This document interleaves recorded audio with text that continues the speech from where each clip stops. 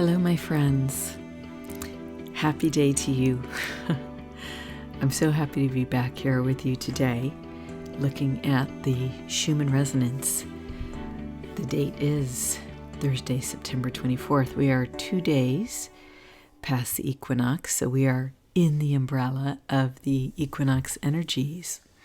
I wanted to show you that this is where the equinox was on the chart, right here. And right before that, we had this big kind of explosion relative to what's been on the chart lately of light, of this white resonance. And it was just like coming right before the equinox. And the awesome thing about this here, how it came through, and it looked like a lot of people to me, like images of people, again, stepping forward. But the rise in the white and green amplitudes overcame the technological effect that seems to be going on in the background. And that was super, super cool. As I said in my last video, which will be linked below, the technological effect has been going on since September 12th. And this appears to be generated somehow, possibly technologically. And but as the amplitude rose in the white resonance and the green resonance, you just see it fully overcome, like the technological effect. It just overcame that and presented sort of like more of a normal chart on top of that effect. I thought that was really interesting. The energies have been really, really powerful. I wanted to also point out, I marked where there's, I don't know if you'll be able to see all the text on YouTube, on the video. So this right here, this area here is where there's been a rise in geomagnetics in the atmosphere lately. And the geomagnetic storm that occurred is right here where it peaked into the red zone. That's right here.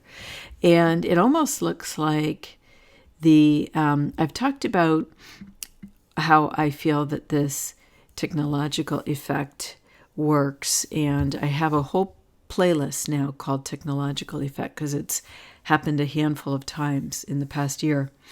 And what I said is that it almost appears to be a frequency interface, is what I've called it, where it touches certain frequencies and then lifts out certain frequencies. And that kind of now when you combine it with the geomagnetics, this was what was so interesting. As soon as the geomagnetics raised up, what happened is you got these lines of color vertically, okay, and then there was a rise in the amplitude of the white resonance. So you had this effect here. And then you had the geomagnetic storm was right there. See that? Where it almost totally cleared the lines. But right before and after that, you basically had the resonances at the vertices of these matrices. And so it's almost like it pegged it on the vertical lines, and then you had the white resonance amplify. It almost looks like a knife here, like a little scalpel knife, and then the frequencies are pegged here at the vertices of the visual matrix that you see visually in the spectrogram. So I just thought that was interesting. It appears to peg it here as there's a rise in energies in the atmosphere, and then like down to the vertex points, peg certain parts of the resonance, and then what it almost feels like is that it lifts it out. See how it clears when the geomagnetic storm comes in? It's amazing because you get this just line of blue here, and you get this other line here, the darker line first, right? And then you get the clear line. It almost feels like it clears certain aspects of the energies. And here, it's almost like a lifted we're looking into almost like a different timeline. Because see, look how the blue becomes completely lifted up. And even the colors of the resonance are complete. We're looking at completely different shades here for a moment in time, for a few minutes. Because an hour on this chart is, you can see how long an hour is down here. An hour is this long. So that was, so you could see that if, but it was about that big, right? Or a little bit less. So you can see it's just a few minutes within an hour that effect went on for. And yeah, it does correspond with these lines of the technological effect, which is interesting. So I've been wondering if this technological effect here that we're seeing is assisting in clearing some sort of energies. And now people have been pointing this out on Twitter, so I wanted to address it. That's the quality, the amplitude. Okay, so here are the frequencies. You see where they cross here, the yellow and the white here, and then the red and yellow here. And I understand that some people are looking at that and seeing an effect, and that's totally cool. I want to add something to this, which is that there's another effect going on here, which is that these frequencies move within a range, okay? And so what has been going on the last few days has been amazing, is the frequencies are moving within a much broader range than usual. And for the yellow in particular and the red in particular, but also the green, like here you're going down to 23.8 and up to 26.2. Now, has it gone to peak to 27 in the past? Yes. But there's also been times when all we're looking at is like just that much on a chart, and then you'll just have like even somewhere in the 25s, okay? So the reason that these colors of the resonances might intersect on this chart is a simple function of graphing. So it's a simple function of fitting all of the data on a chart that is this size. Okay, and normally they fit without touching. Okay, but when the resonance range expands for every single color of resonance, okay, for every single resonance indicated by color. Okay, so then this expands, and then now this expands, and then now this expands. Okay, then you get into situations where there's overlapping of the colors, because that's what you need to fit it all on the chart.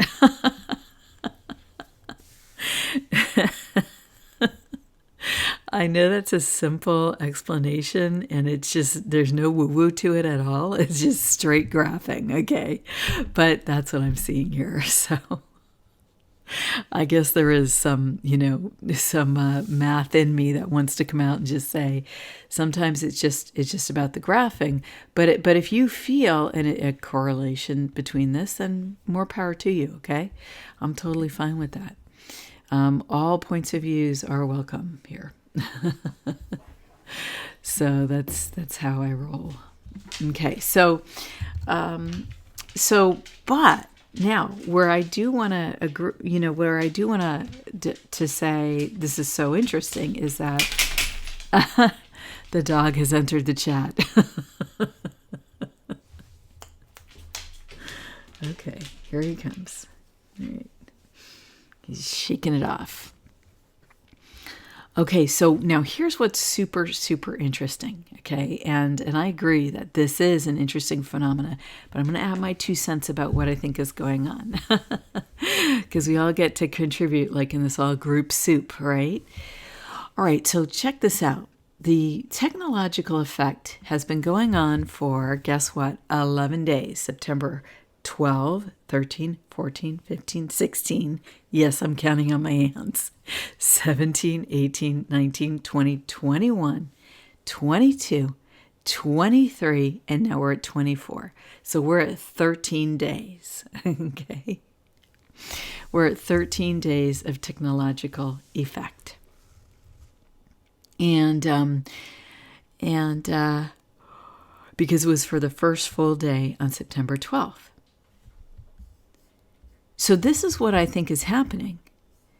I think that it's almost like these frequencies are bouncing around. Like, okay, so what I explained in my deep dive, which is in the technological effect playlist, what I explained was that I feel that there is a rider frequency, and that this rider frequency is what we perceive when we are perceiving archonic, demonic, where the heck does this come from, expressions in the human realm.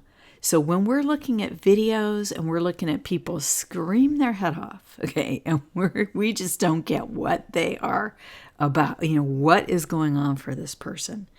And in the deep dive, I did explain, not in the deep dive, in the free seminar, I explained how the human energy field, like where the person is at in terms of their human energy field, okay? So when you combine that with the concept that there is a rider frequency, what I explained was that some people right now are so far out of their heart space where they can't connect with the soul essence of their life force. And that causes a person to kind of be at the edge to get pushed up to the edge of their energy field. And when that happens, the person is subject to influences that if you were able to be connected in the soul and heart and feel emotions like your normal human emotions, when we're pushed that far to the edge of our field, we can't feel those emotions. And so I explain this in the free seminar, which you are welcome to read, to listen to and comment on. Let me know what you think. Well, when the person is pushed to the edge of the field like that, now you combine that with what I'm calling this rider frequency, which is not visible on this chart, okay? It's a hypothesis of mine that there is a rider frequency. And I feel that this technological effect is rooting it out. Okay, I feel like it's a technology that's able to root it out, and I explained in detail how I feel that works in the 2-hour deep dive.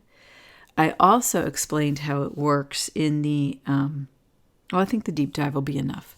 Okay, so when you see people that are acting in a way that you perceive as very, very strange, and then will perceive people talking to air, okay, or they're in Congress and they're talking to an empty seat. That was another video that went around. Or they're in a congressional hearing and their eyes change, like where it's obvious in the video. Or they're in a congressional hearing and their eyes almost roll back in their heads and show the white of their eyes. Or they're acting like, like you could almost see the devil in them. Okay, this is a rider frequency that I'm referring to. And in the non-physical, it looks all sorts of ways, okay? But I don't know, this is my hypothesis, and this is what not only that what I have felt is going on, but what I hope is going on. I don't know if we'll ever know, okay? If I'm right on that or not, but that's my assertion for you here today and in all the other videos I've made about this. So, but here's what I think is happening. This, and that rider frequency, I believe, is most shown in the yellow and the red, because the yellow and the red most reveal certain shadow elements in the human psyche and personality. Do they also reveal strengths in the human psyche and personality? Yes, they do. But I feel that this is an area in which human society has been wounded within these frequency ranges, so much so that the rider frequency has been able to hide there more easily. So what it is doing, okay, is it is going... What is going on here. So let me get an arrow because I love using props, okay, to explain stuff. Let's get an arrow and make it a little bit bigger. So I think what's happening is you're seeing it bounce around. It's going up, it's going down. Okay, it's going up, it's going down. It's trying to find a place where it's comfortable. It's going up, it's going down. Now it's trying to find a place where it's comfortable. It's going up, it's going down, trying to find a place where it's comfortable. It's slowly moving out. It's testing the full range. Okay, so one of two things is happening here, and you see the exact same thing happening in the, to an extent, you also see it in the white and the green, okay? Because look at here. You see the green go straight from 23.8 way up to into the 25s, high 25s here, okay? But it's not as extreme as in the red and the yellow. So I think there's one of two things. So number one, I think that this rider frequency, which is hidden within the frequencies, this is my hypothesis, is attempting to find a place where it can comfortably survive while this is going on. Number one. And number two, if there was a technological effect that was analyzing all of these frequency points, okay, and attempting to locate a rider frequency somewhere from here to here, okay, which is a pretty big range in the red, for example, and then another pretty big range here in the yellow, here and here, right? And then again here, you keep seeing it repeating. It's almost like, the washing machine going through another cycle, okay? So I think what we're seeing is if you had a technology with which you could sort of comb through, like a flea comb on a dog. When your dog has fleas, and I want to thank, I was chatting with my friend Alex about this, and she brought up the idea of the tines of a comb and cleaning with those. And so, when your dog has fleas, okay, and you get a comb with really tiny tines. The tines are the metal spikes in a flea comb, because unlike human combs, which can be to comb your hair, which can be plastic, flea combs are made with metal spikes. So you get one that has real close together tines or spikes. And then you carefully comb through your cat or your dog, and you want to get the fleas, and you lift the flea out. And then immediately you bang it onto usually something white, right? Because the flea is a black or multicolored, but dark colors, and you bang it out onto the white paper, and then, or you get it loose into water and drown it, or you get it onto white paper and pour alcohol on it or something. I don't know. There's so many ways to get the fleas.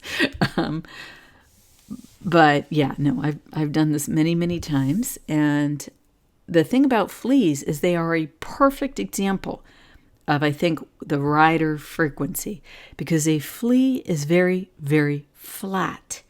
In a way, it's a two-dimensional creature. It's as close as you can get to a two-dimensional creature living in a third-dimensional world. It's a close way of us. Ticks are the same because they're very, very flat as well. Then when they drink the blood of an animal, they poof up into a third-dimensional creature. But they're almost like a second-dimensional. And so these rider frequencies, I know I like to use dimensional numbers, and there are reasons why I do that, which hopefully one day will become more clear. But because I'll get into deeper explanations. But these rider frequencies emanate, in my view, from the non-physical second dimension and from the fourth dimension, the astral layers. But there are deeper, sort of much, much denser layers where they can't even form, a third dimensional object, the energy. It's so flat.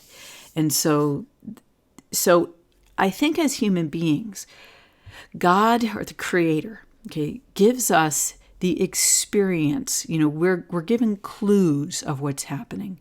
And so we have dogs and cats in general around the world as pets.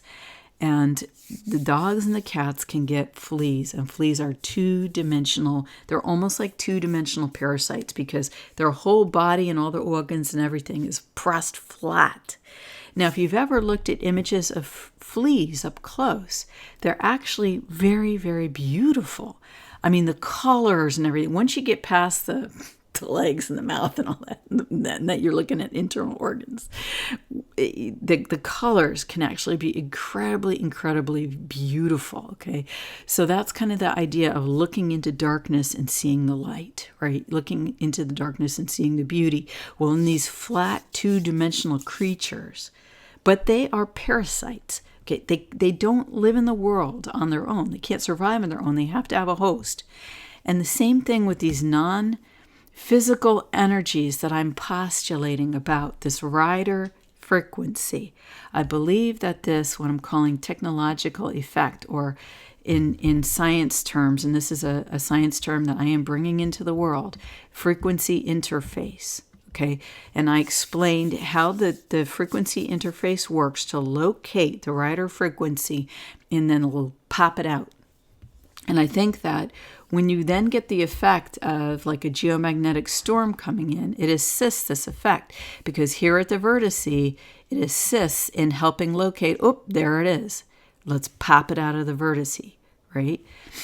Because it emulates the idea that these rider frequencies are within the smallest bit of the frequency that's present in our world, in our atmosphere, right? And we're using the Schumann resonance to illustrate that it's in that, but it would be in potentially a range of frequencies. But if it's feeding off of human beings, then it's going to be in ELF, extremely low frequencies, right? Because that's the frequencies that we live in and that our brain operates in.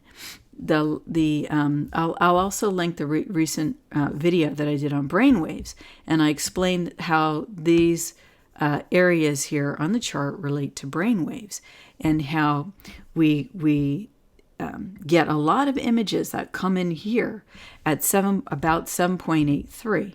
The natural frequency of the planet, which correlates to theta, 8 to 8 hertz or less, actually up to 8 hertz, right? 3 to 8 hertz is theta. And then this chart goes into a little bit lower than that, but I'm not going to worry about that right now because I want to explain a specific technique, a specific thing that's happening. A lot of you guys write in the comments about this, the physical symptoms that you experience. Well, that are from an energy cause, not from a physical cause that requires medical attention. Okay, for that, call a doctor. Now, I'm just talking about energy here and playing with energy. So at 7.83, okay, that's where you'll see a lot of these, there'll be activations. And I showed how from September 7th through going into the 12th, there were all these activations at 7.83. And then I explained how that then comes into the alpha waves, right, from 12 to 15 hertz, right in here, or from 8 to, or was it? No, it was 8 to 12 hertz. Anyway, it was an awesome video, if I don't say so myself. And I explained how when it comes into alpha waves, that's where you get the mind-body integration. And I theorize that's why we feel these physical symptoms that don't actually, we don't have a disease, we don't have any physical ailments that are, that require medical attention. We just have this feeling, usually. And anyway, so that's pretty interesting. But this technological effect here, I feel, is addressing the rider frequencies that are parasitic off of human beings who, by coincidence, our brainwaves operate here. Okay, they operate within what this chart shows. Within the images on this chart and the hertz band on this chart, our brain operates within this, coincidentally. Now, the other fascinating thing is that there's all this talk about Wi-Fi and the human brain. And there are people who want to link those up. Ew, shiver. So not something that I'm particularly interested in. But what I would say is that as human beings, we have our own technology. The human brain, we could perceive that as our own computer that we can operate within parameters that we set. And I have a video actually on my website right now, and the link to the website is in the description below. But at the very bottom, there's a video there on telepathy, and I explain how you can do telepathy with just your brain, and I explain how to set energetic parameters if you're going to do this kind of thing, because it operates in the fourth dimension.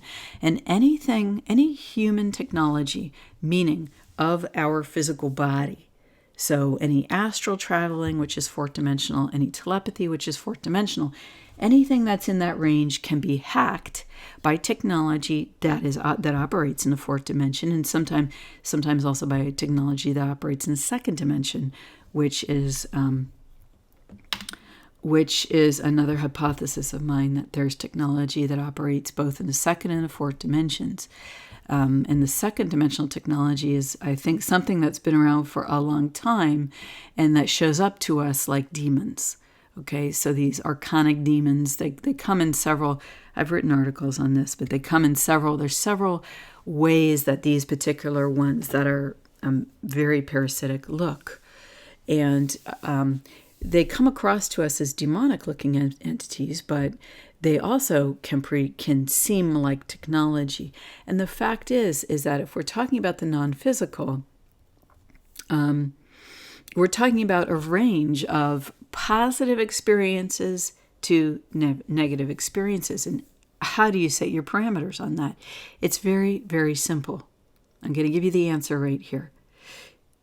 By declaring your connection with God and activating the connection within God that is you, right? The God, the Creator, the aspect of the Creator that you are, your soul. By declaring that you align with that and asking that to fill your energy field, the you that you are, that is in perfect alignment with the Creator, okay? That created you, your living life force that you are, that is your soul embodied in this human form, okay?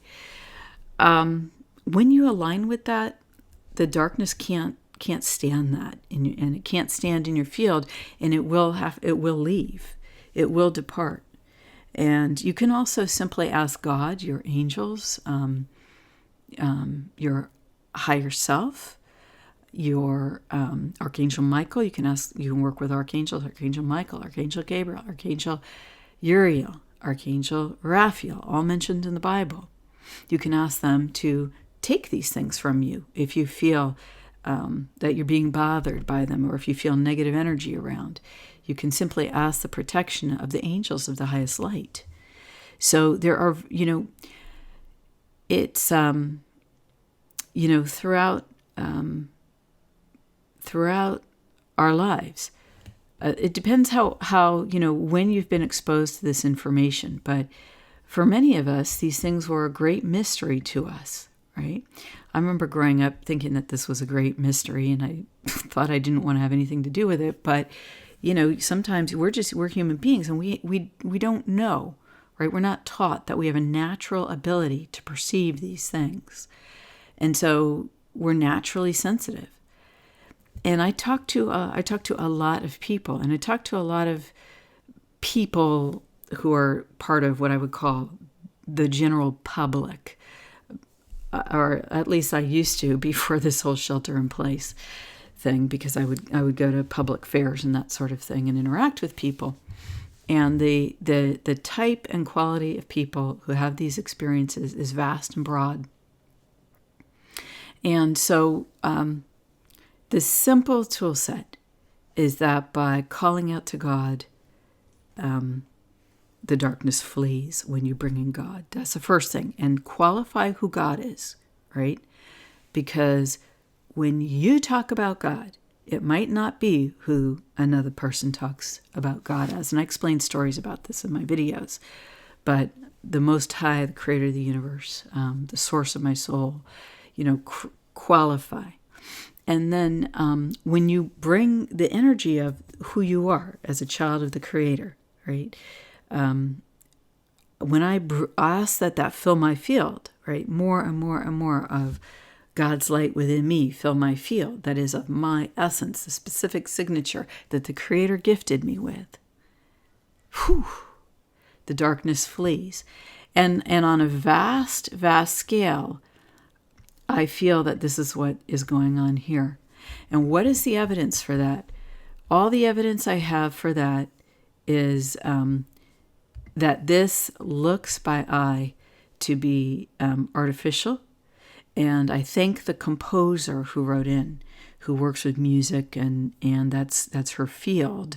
And she said that she felt, as a composer working with, basically sound frequencies all day, that this looked and felt artificial to her. And I have that confirmation from other intuitives as well. So this is my theory and hypothesis. But I feel pretty darn good about it, or I wouldn't have shared it so many times with you guys. So, and I wanted to put in, I knew people would be talking about the geomagnetics today, and I wanted to put that in there.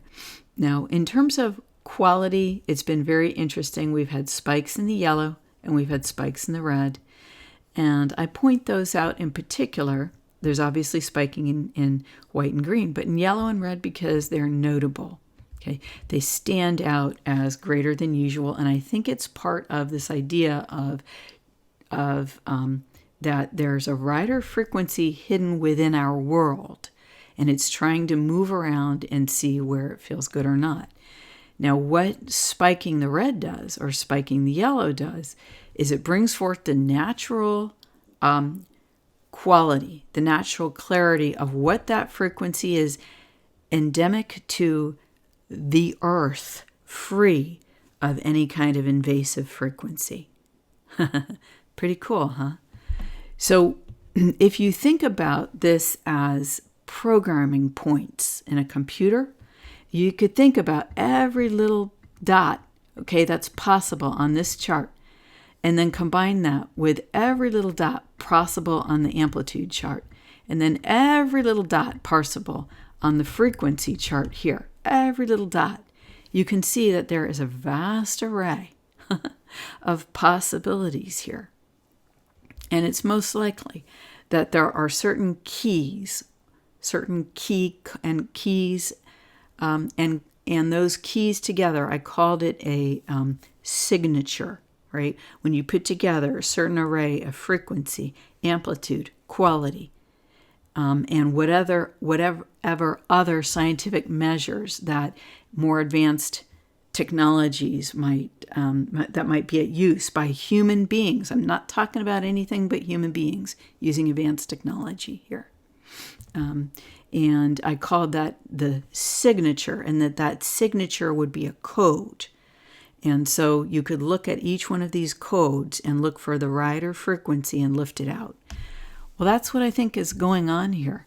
Now, for the rest of us, as this is going on in the background, the rest of us human beings are experiencing sort of a boost of energy before the equinox. Then we experience a gateway, and then we experience this almost like this knife edge here, right? The cutting away of what is not working. And there's one more thing that I want to go into. This is going to be really cool. Oh my God, I feel so grateful to do this work with you guys. And right now, before I go into the next thing, which is so fascinating, I want to say thank you to all the people that comment. There's quite a few of you that comment regularly, and I read all of your comments, and I really, really appreciate engaging with you guys and your comments and your support. And then there's those of you that read and don't comment, but you let me know in other ways that you are reading or listening to the video. And I just really appreciate it. I want to give a shout out today to Schumann, who is offline today on Twitter. These guys have saved my butt whenever I forget to make a copy of a chart. So I want to show you their website. This website is created by the creator of Schumann, and it's hermeticus.net, and he's got 3 years of data in there, and so it's a great resource. And I want to say thank you to Schumann as well, because you retweeted my beginner playlist, and I was really super touched by that. And thank you to all the people on Twitter who've retweeted that and retweeted my other comment. I just want to say thank you. Okay, now let's get to the next thing, and that is that this is so cool. Now, astrologically, is what has gone on. For the last, starting on the equinox, this is fantastic, amazing. Starting on the equinox, Mars and Lilith met at the same degree in the sky, 26 degrees of Aries. Now, Lilith is an asteroid, and everyone has Lilith in their chart.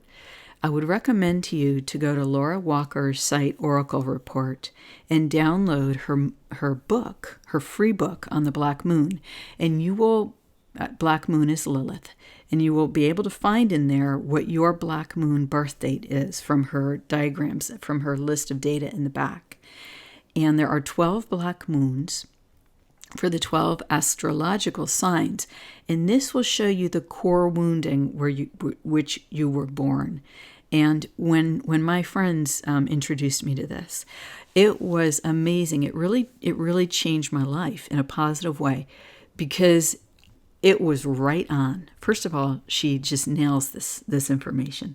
Laura Walker does. And the second thing is that when I discovered my Black Moon, it brought me into consciousness of an area of how I live my life in which I was unconscious. And here's the key, okay? Whatever your core wounding is in life, where we look to others to solve this for us, I'm just going to give you the answer here. I'm just laughing because these things have been so hard for me to come to.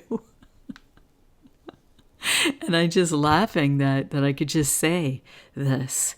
And it seems so simple. When I read other people say it, maybe I just didn't get it, and maybe I'm hard-headed and I had to go through it myself the hard way, but because I do kind of learn the hard way sometimes, and I learn by experience, and I know there's reasons for that and how I'm put together as a person.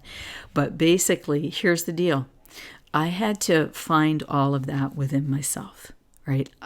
My black moon wounding, the core wounding that I came in with, particularly on the feminine side, because Lilith is a feminine sign. It's the dark goddess. I like to call her the dark queen. But anyway, I realized that I had to give that to myself. And once I learned to give that particular personal aspect to myself, it freed me so much.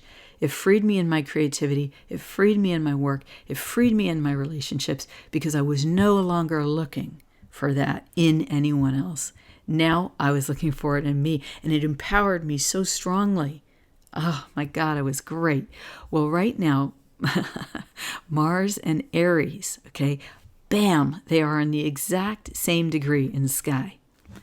26 degrees plus some minutes. Now today, and this is for 5 days. Okay, so we've got today, Thursday, right here, and then Friday and Saturday. They're still going to be at the same degree, and then they move off on Sunday, but they're still very close. I've got to tell you something. The last 2 days, I have just completely felt like I was losing it. Okay. Emotionally, and it depends where it hits in your personal astrology chart, how it affects you. I won't go into everything for me, but it's very impactful for me. So now here's how it impacts all of us. So I want to look at this big picture, and then I want to bring it to the personal, so that you can you can look at, hey, how does this affect my life? Because really, that's what you're here for, right? How does this affect me? So Every astrology point, like every astrology sign, has 30 degrees of zodiac. And today, Mars is at 26, well, at least when I checked it this morning, Mars was at 26 degrees and 54 minutes, and Lilith was at 26 degrees and 50 minutes. Okay, so you've got the god of war, Mars, and that Aries ram energy, like, woo, a lot of power, with the dark goddess, Lilith. Okay, all the aspects of the feminine that have been suppressed, repressed, oppressed, put down, hidden, not allowed to come out. And Mars just comes in and is powering her up, man, and just giving her so much attention, right? And you know what happens? You know what happens when a man gives a woman attention? She steps forward. At least this is what I've found in my experience. Boy, you don't have to give very much attention. A man doesn't have to give very much attention for a woman who is properly oriented. And let me just adjust this, what I say, in a healthy way, okay? The male energy, and I don't care what it looks like on the outside, okay? I'm talking about a frequency. The male frequency, when it gives the female frequency attention, no matter what any part of this looks like on the outside, well, that invites the female to step forward, the feminine energy to step forward. You could imagine that this could be quite a combustible time, but let me show you what is at the root of this. The Sabian symbol. Okay, so the Sabian symbol that we use for this degree is actually 27 Aries, because that's where it fulfills at 27. Now, and I'm using Linda Hill's information here, so I'm going to link to her website below. She's at sabiansymbols.com. And so here's how she describes, well, the Sabian symbol for Aries 27 is through imagination, a lost opportunity is regained. Now, the feminine at the higher dimensional levels is the creative aspect, right? Even on Earth, right? Because women have the babies. Well, in the higher dimensions as well, the feminine is the creative aspect.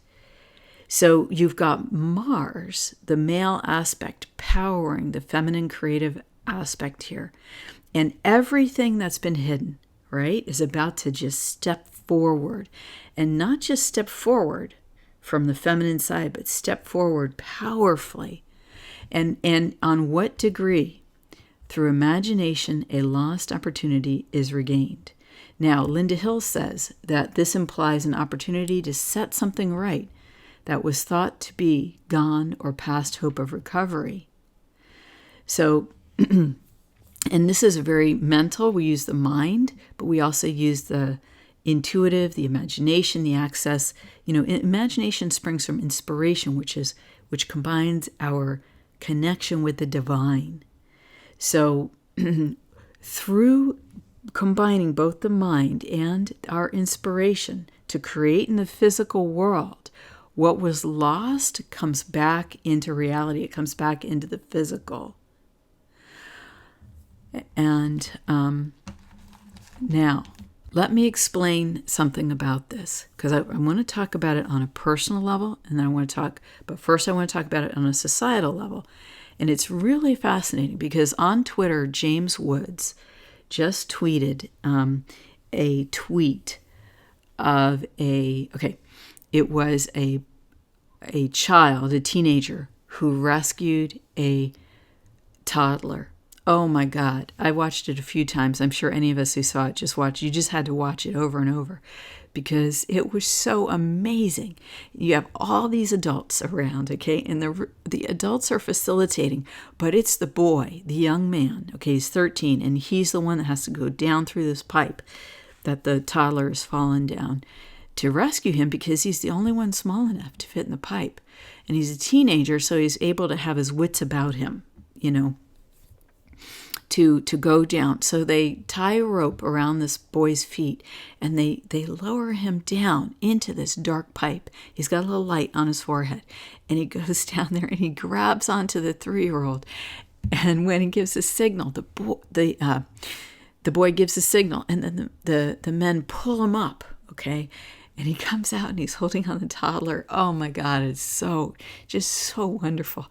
And the toddler immediately, all the guys lift him up and his dad gets him and he's just hugging him. He's returning to his father. Okay, is returning to the father. Oh my God. And then the mother's there and, they're all so proud of the teenager, and the child has been returned. Now, it's so fascinating how images repeat through our culture, okay? Because in a way, that's an image of what soul retrieval is. It's also an image of pegging a frequency and then lifting it out, which is what I'm saying is happening here on the Schumann with this technological effect. Now, on the Schumann, I'm saying we're pegging a negative, what we would perceive as a negative frequency, but this is done with no charge. It has to be done with no charge for it to work properly. But from a third and lower fourth dimensional and even mid fourth dimensional perspective, you'd perceive it as more of a negative charge. Okay, so the balance to that is the positive story, right? That at Real James Woods retweeted on his Twitter about. It's like we go and we peg the frequency. They found the toddler. They peg the frequency. The frequency in this case is the toddler.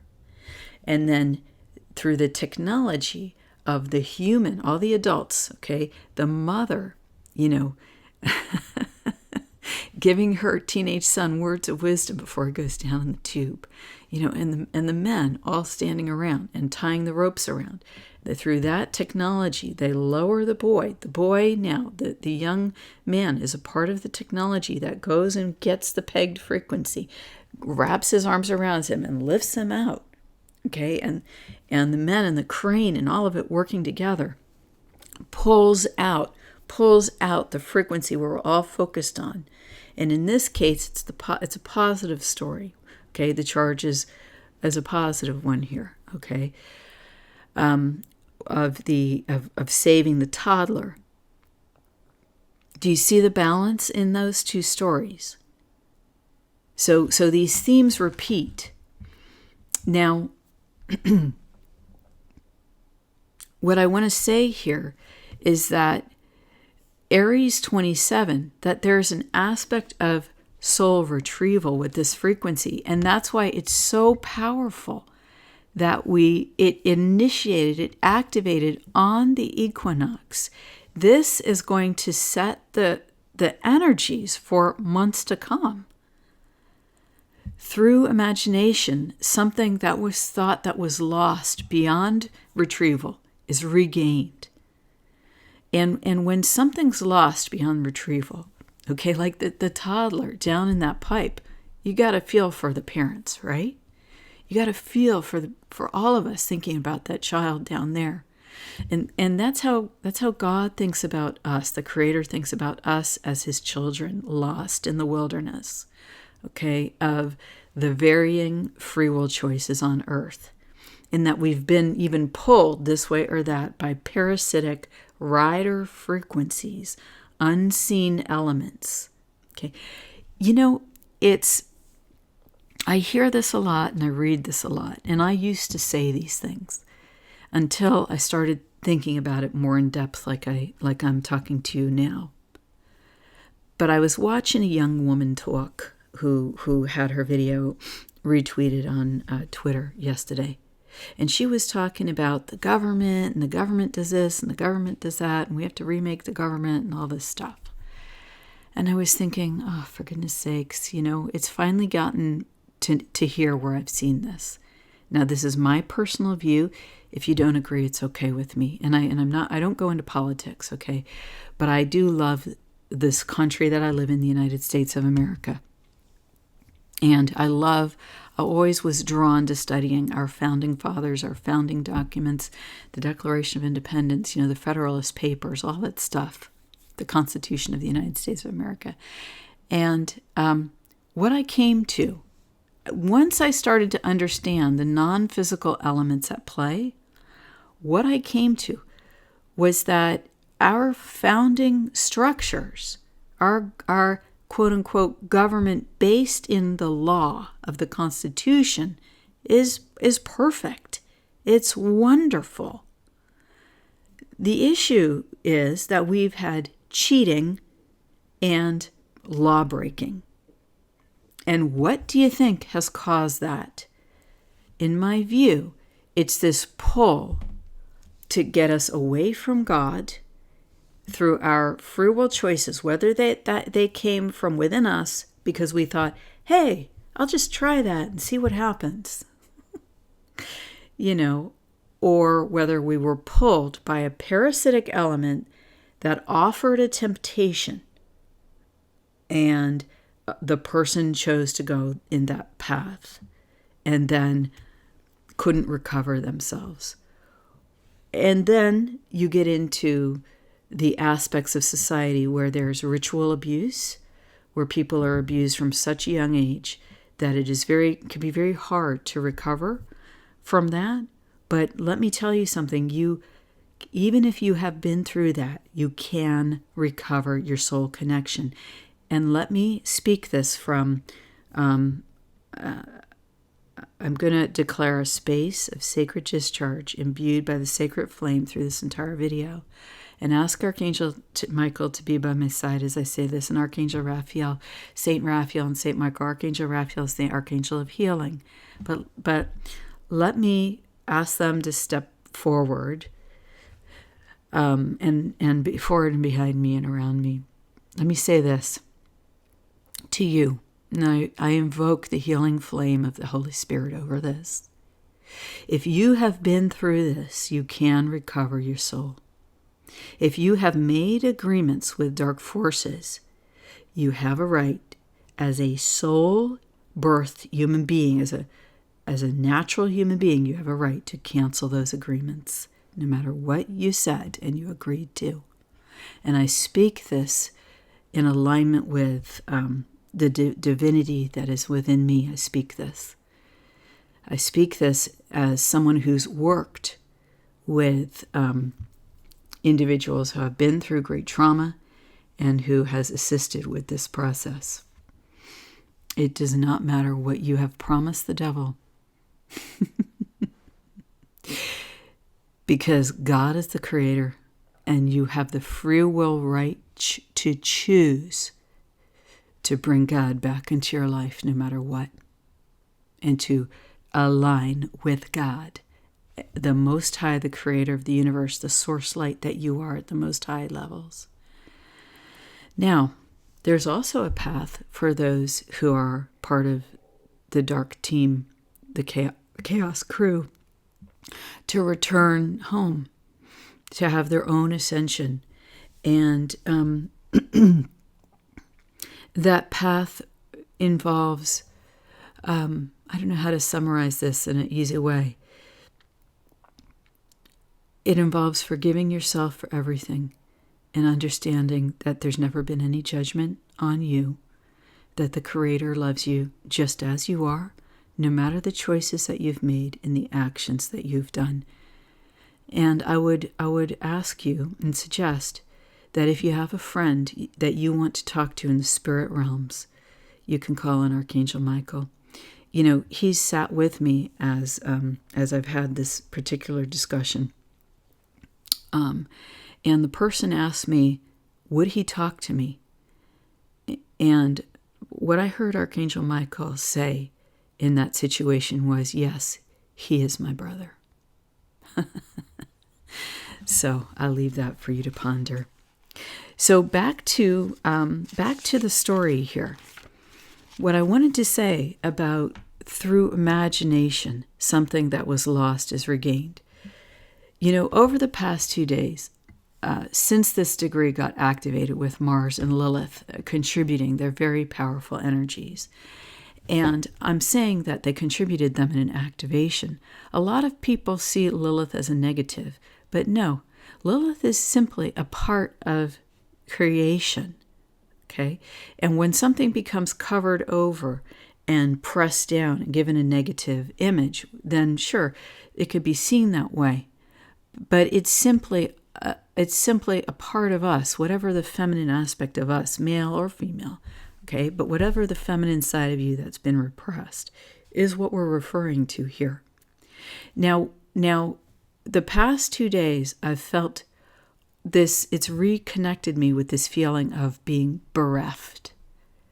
And I want to tell you that it's connected me with these memories of Atlantis. And for others, if you have been in a civil, it doesn't matter if it was Greece, it doesn't matter if it was Rome, it doesn't matter if it was the Druids, it doesn't matter if it was the great Scots, okay? It doesn't matter if it was the great African nations, okay? If it was the Chinese prior to communism, if it was the Russians prior to the communists taking over, if it was the Aztecs or the Mayans, okay, if it was the American Indians, civilization after civilization, if it was the Incans, civilization after civilization, society after society has risen and fallen in Earth's history. But at the fall, the sense of loss can overwhelm us. And we are at a critical time in human history right now where we're at the precipice of Western culture. Will we fall or will we recover the essence of who we are? Will we remember that? And that recovery comes through our connection with the divine within, because that connection frees us from the parasitic elements that would take us off that cliff with them. And so will the United States defeat communism? Because it's here, baby. It's here, right? We had no idea that we would be at this place. I certainly didn't. I think there's probably quite a few of you who knew and prepared, and thank you for doing that. And I'm thinking now of people in the military who could foresee, or people in various aspects of culture of which I'm unaware. For me, I relate this to the fall of Atlantis. I think that the fall of Atlantis was a mythical society, but for many of us, it is very real. There are many, many people who have memories within them, and in some cases beyond words, of the fall of a great civilization and being present at the very moment of that fall. And whether it was Atlantis or Lemuria, some people are very tied with Lemuria. Now, I want to focus on Atlantis, though, because the fall of Atlantis ended the ancient world where there were, here's the story. The interesting story is that Atlantis and Lemuria, but I'm going to focus on Atlantis, had advanced technologies, very, very advanced technologies, crystalline-based, and through certain things that happened, the technological structures were destroyed, almost resulting in the destruction of the planet. That's the story of Atlantis. And when the technological structures were destroyed, everybody who lived in Atlantis perished, except those who escaped, who foresaw it coming. And there are many that feel, and I believe it's mentioned in Plato, that the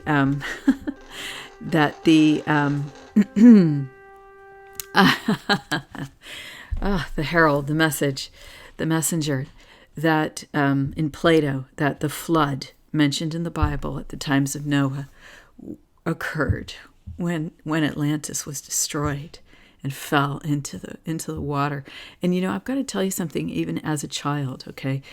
As a young child, 5 to 10 years old, I would have these dreams of, well, first it was a dream of this place in the ocean where there was this island chain, okay? And as a child, okay, believe me, I didn't hear stories of Atlantis till really the last few years from reading Edgar Cayce a few years ago when I had started to have my awakening.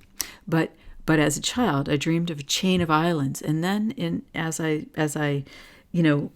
played with these dreams in falling asleep and stuff as a child, over time, I saw that the islands were now under the water. And so in my dreams, I would visit the people who lived in the sunken islands under the water. Isn't that amazing? And I dreamed that those were the mermaids and the mermen. So amazing. So you can imagine when I learned about Atlantis years and years, decades later, that I was quite amazed. Yeah.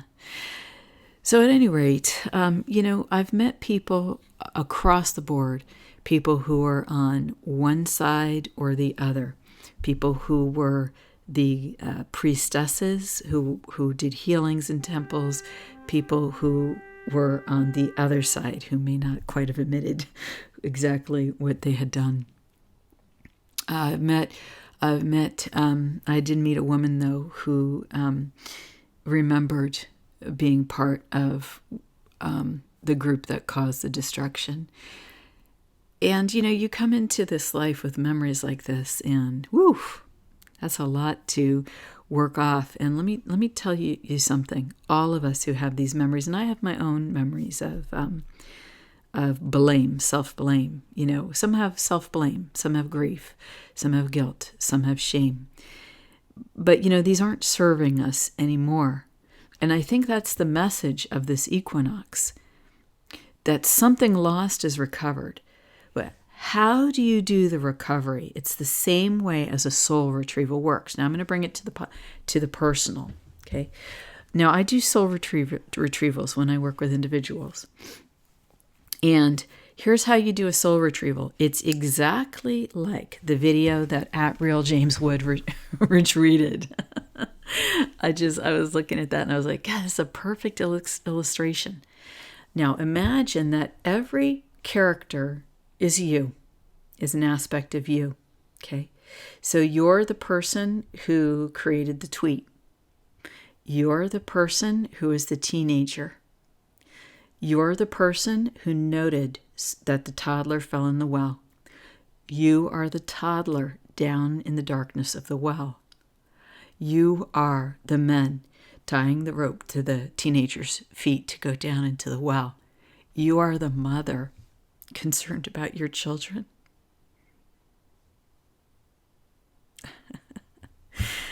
And you go with the teen. You go with them as their angel. You go down. You meet the toddler. That is you. As the toddler, you raise yourself up and you allow yourself to be brought up with the teen. You allow him to bring you up through the tunnel into the light of day. You allow that piece of your soul to return to you now or to your greater soul. Sometimes the piece returns to who we are living as a human being now. Sometimes the soul piece wishes to return home to the greater soul. So you check in with your inner guidance on that. But God, it's a beautiful process. Now, I was lying in bed. I've been up since 1:30 in the morning thinking about this. And as I was up at 1:30 in the morning, I was consumed with this thought of, how do you get over something that's happened that you wish never happened to you? Okay? How do you get over that trauma, whether it was in another lifetime or in this lifetime? And where it hits us really hard is where we allow ourselves to remember this lifetime. Like sometimes it's easier to remember other lifetimes because we don't have to get into the vulnerability of realizing that in our human body, trauma could happen to us, and not only could, but did. Okay, because what is that? Fear is the expectation of something that's already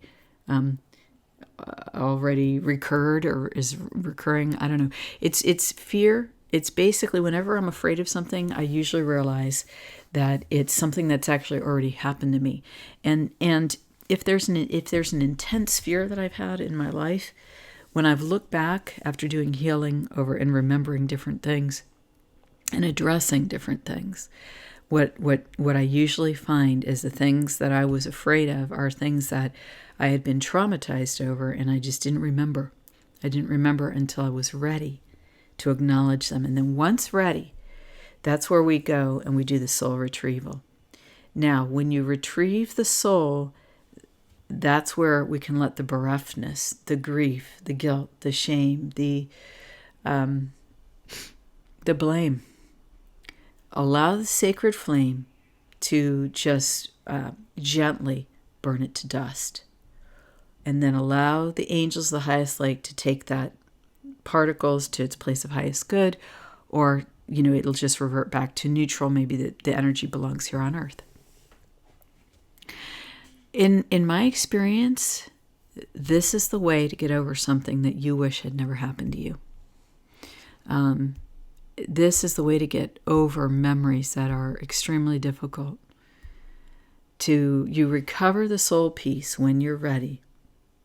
And then you allow everything else around it, every emotion, to drop away. And what this does, it's a process of forgiving yourself. It's a process of self-forgiveness. You don't even have to think about it or say the words. Allowing yourself to drop the attachment to any emotion that you felt about it. That causes the effect within you. And the entire doing of this process is an act of self-love that shows you that you love yourself enough to let this key part of you return to you, who you are. Like the story of the prodigal son in the Bible, right? The prodigal son who went out and partied and did all this and that and bacchanalia and everything. What did the Creator do? The Father is in the story is the representative of the Creator. In the story by Jesus, he says, the prodigal son, the son that was wayward, returned home, and the Father welcomed him with open arms. The Creator accepts your return without judgment. And let me tell you something. When I've done work, and sometimes I see dark characters return home, devils. I see devils return home. The angels will escort them and give them a parade as they return home to the Creator. Every time. It's like a ticker tape parade. The worst devil that you could have ever imagined hiding deep under the ground, okay? And as a human being, you can have this and that judgment about whatever they are and whatever they did. But when the angels lift them up, okay, and whatever soul piece is with them, and bring that back to the Creator, and that devil walks back home, walks it back home, the angels cheer that piece of the Creator, itching to scratch, has returned home. Ah, that feels so good, doesn't it? It feels so good when a piece of the Creator has returned home. The Creator welcomes that piece with loving arms. That's what I've seen. When the devil returns home back to source, some of you may not like hearing this, okay? But this is what I have seen in energy. When he walks back home, I've seen the Creator welcomes, hugs that piece of who the Creator has been. That was of not in the highest good. All that burns to dust. All of it burns to dust. But to free ourselves, we have to forgive ourselves. As human beings, this means recognizing the light that we are in everything that we've done. Even if we've been wayward, we still fueled that creation with soul. When we recover these soul pieces, okay, we gain the energy. When we gain the energy to recover the soul pieces, when we gain the courage, okay, to face recovering who we are, to face the loss and lift out our soul aspect from that we lost, that we thought was lost forever in the dank, dense, dark density of whatever lifetime it was, whatever experience it was in this lifetime. And we bring it back up into the light. It lightens, the detritus burns away. We return it to our heart, the energy of our soul, or we allow our angels to return it to our, our soul that's part of heaven, if you will, part of the source. Yeah. Through this process, this frees our attachment to the old. It frees our attachment. It's the process of freeing our attachment to past dreams that no longer serve us, past hopes that no longer serve us, past creations that no longer serve us, past civilizations, past anything in human history. It frees us to live in the now moment, to remember who we are, and to have the energy to create again anew.